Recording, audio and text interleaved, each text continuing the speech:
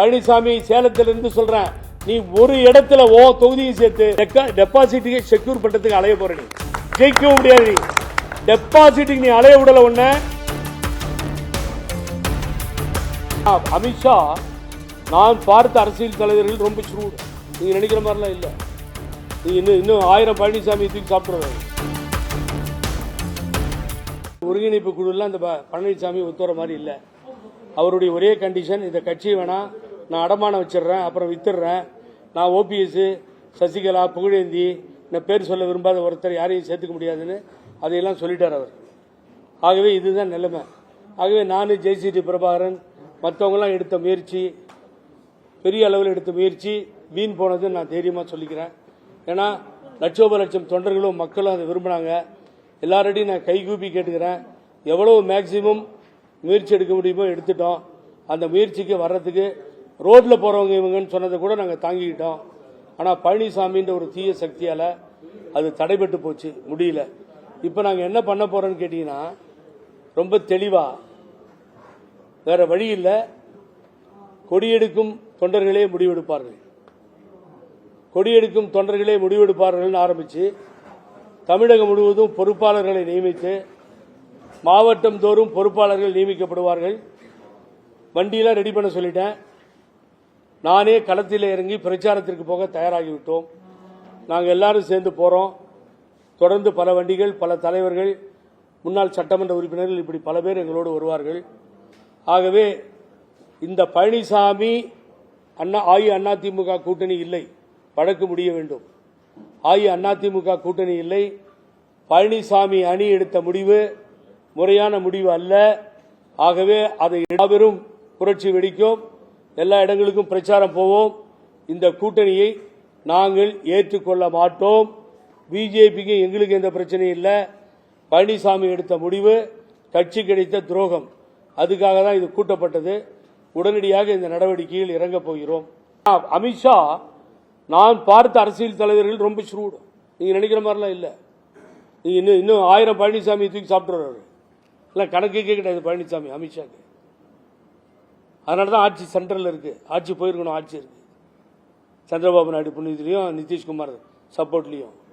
ஆனா அது அல்ல. என்னன்னு கேட்டீங்கன்னா, இந்த முடிவை தவறா இருக்குன்னு தெரிஞ்சும் 10 தேர்தலில் தோத்துட்டேன்னு தெரிஞ்சும் அம்மா சொன்னாங்கல்ல, எந்த காலகட்டத்திலும் இனி பிஜேபியோடு ஒட்டோ உறவோ கிடையாது, எனது வாழ்நாளில் நான் ஒரு தவறை செய்து விட்டேன், மன்னித்து விடுங்கள் அம்மா கேட்டாங்க. அந்த பாலிசியில ஸ்டாண்டா நிக்கிறேன்னு சொல்லி ஊரெல்லாம் ஏமாத்தியாச்சு. ஸோ ஒரு 100 சீட்டு குடியா அப்படின்னா காலில் விழுந்து கொடுத்துருவாங்க. நான் பார்த்துக்கிறேன், கூட்டணி எனக்கு சேர்ற கட்சிக்கு நான் கொடுத்துட்றேன் அப்படின்னு பிஜேபி அதை வாங்கிக்கும். ஒரு 134 அவங்க லீடிங்கில் வராங்க. சப்போஸ் திமுக ஆட்சியே மாறுதுங்க. ஆட்சி பேரறிஞர் அண்ணா சொன்ன மாதிரி நிரந்தரமானது இல்லை, மழை துளி மாதிரி அது ஆட்சின்றது. அது ஏதோ நடக்குதுன்னு வச்சுக்கோங்க. அப்ப யாரு இது பண்ணுவா? அப்போ சிண்டே கதை மாதிரி உட்கார் ஓரமாக பழனிசாமி ஆவாவுன்னு சொன்னாலும் செலோ அப்படின்னு சொல்லிட்டு அவர் ஆரம்பிச்சிருவார், உரம் கட்டிடுவார் பழனிசாமி. அதுக்கு தான் பயந்துட்டு இருந்தார் பழனிசாமி. இக்கட்டான சூழ்நிலை ஏற்பட்டவொன்னு தப்பிக்க முடியல. இதை யார் கேட்கணும்? ஒரு ஆள் நான் என்ன தீ குளிச்சிருவேன், இன்னொரு ஆள் நான் செத்து போறேன்றாங்க. இதெல்லாம் நீங்க பண்ணாதீங்க. நல்லபடியாக உயிரோட ஆரோக்கியமா இருங்க. உங்க வீட்டில் இருக்கவங்களையும் எனக்கு தெரியும், அங்கேயே வந்து நான் சாப்பிட்ருக்கேன். அதெல்லாம் நான் விரும்பல, தயவு செஞ்சு. ஆகவே நீங்க பேசுறீங்க. ஜெயக்குமாரை காணோம். அன்புக்குரிய அன்பு சகோதரர் ஜெயக்குமார் கிட்டத்தட்ட 10-12 நாள் ஆச்சு, 5 நாளா ஜெயக்குமார் இல்ல, பாவம். நான் அவரை நம்புறேன். நிச்சயமாக அருமை நண்பர் ஜெயக்குமார் இதுக்கு ஒத்துக்க மாட்டார். இவ்வளவு நாள் ஜெயக்குமார் என்னென்னவோ பேசிட்டு இருந்தேன். இப்ப எனக்கு அவர் மேல் நம்பிக்கை வந்திருக்கு. 15 நாளா பிரஸ் முன்னாடி, கேமரா முன்னாடி அவர் வர்றதில்லை.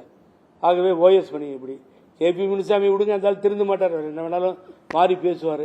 சிவி சண்முகம் சொன்னாரு, ஞாபகம் இருக்குங்களா உங்களுக்கு? தோத்தது தோத்தது என்ன, பிஜேபியும் பாமகவில் தோத்தோம். சட்டமேதை பக்கத்தில் இருக்கிறார். ஆகவே திஸ் இஸ் த வார். இந்த வாரில் எங்களுக்கு முக்கியமான பங்கு இருக்கும். தமிழ்நாடு மூல முடுக்கெல்லாம் போதான் போறோம். இந்த பழனிசாமி யோகியத்தை சொல்லதான் போறோம். பழனிசாமி சேலத்திலிருந்து சொல்றேன், நீ ஒரு இடத்துல ஓ தொகுதியை சேர்த்து டெபாசிட்டுக்கு செக்யூர் பண்றதுக்கு அலைய போற, நீ ஜெயிக்கவும் முடியாது. டெபாசிட்டுக்கு நீ அலைய விடல ஒண்ணு நடக்குதா இல்லையா பாரு. அதை செஞ்சு காட்டுறது நான் எங்களுடைய தலைமையா இருக்கும், செஞ்சு காப்போம், கவலைப்படாது. பாரு, எல்லா இடத்துக்கும் போறோம், என்ன நடக்க போகுது, நாட்டு மக்கள் என்ன முடிவு பண்ண போறான்றது பாருங்க. திமுகவுக்கு ஆல்டர்னேட்டிவா அண்ணா திமுக தான். அது தொண்டர்களுடைய கட்சி, புரட்சி தலைவர் எம்ஜிஆர் கட்சி, புரட்சி தலைவர் அம்மா கட்சி, பேரறிஞர் அண்ணா பாதையில், தந்தை பெரியார் பாதையில் அதை செய்தே காட்டுவோம். திராவிட பாரம்பரியம் உருவாக்கிய கட்சிகள், பெரியார் மண், இங்கே எவனாலும் உள்ளே நுழைய முடியாது என்பதை காலம் பதில் சொல்லும் நமக்கு. செய்திகளை உடனுக்குடனும் துல்லியமாகவும் தெரிந்து கொள்ள சப்ஸ்கிரைப் பண்ணுங்க.